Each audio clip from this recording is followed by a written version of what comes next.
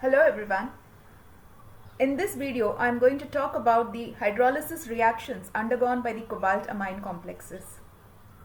The replacement of a negative ligand in the cobalt amine complex by either an aqua molecule or by a hydroxyl ligand is referred to as hydrolysis.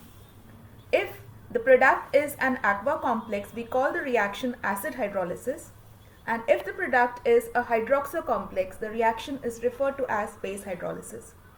In this video, I am going to explain the mechanism of base hydrolysis reactions undergone by the cobalt amine complexes. So let's start. In this reaction, we can see the replacement of the anion, that is the chloroanion, by a hydroxyl ligand, and the result is we are getting a hydroxyl complex. So this reaction is the base hydrolysis undergone by the cobalt amine complex. In order to find out the mechanism of any reaction, kinetic studies are carried out.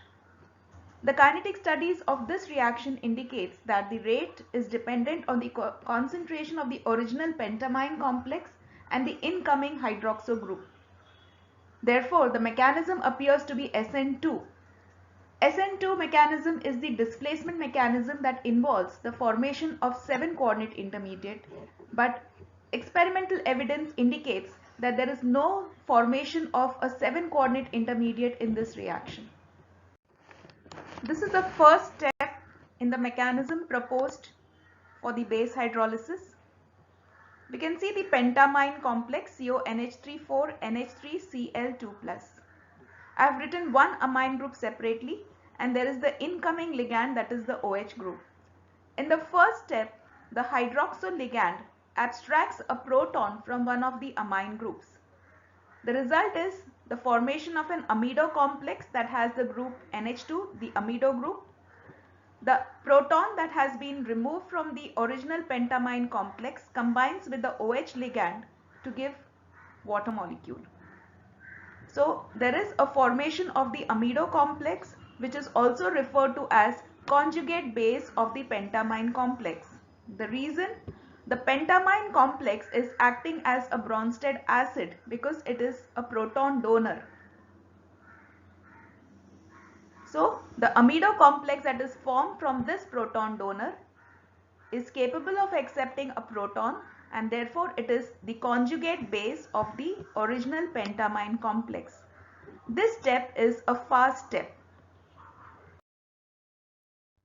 In the next step, the amido complex that was formed in the previous step, that is the conjugate base of the pentamine complex, undergoes dissociation.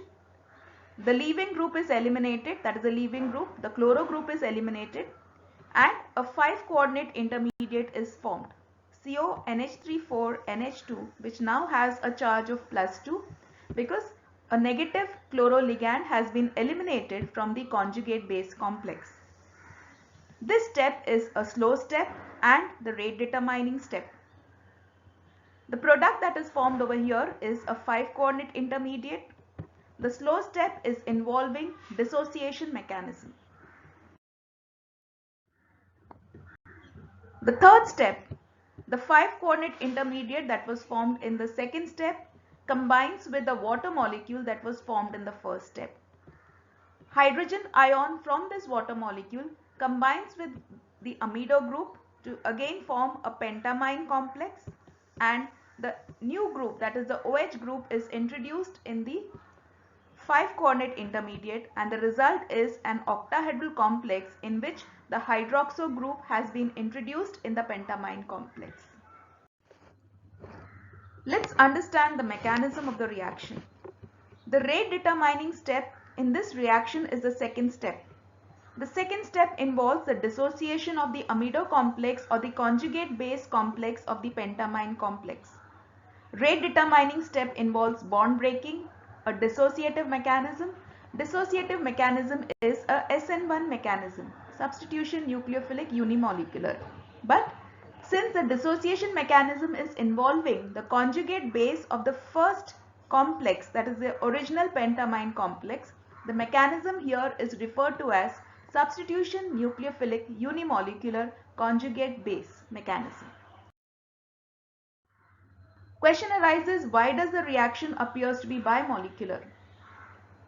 The reason is the formation of the conjugate base, which is involved in the rate determining step, depends on the original complex, that is a pentamine complex, and the incoming hydroxyl group.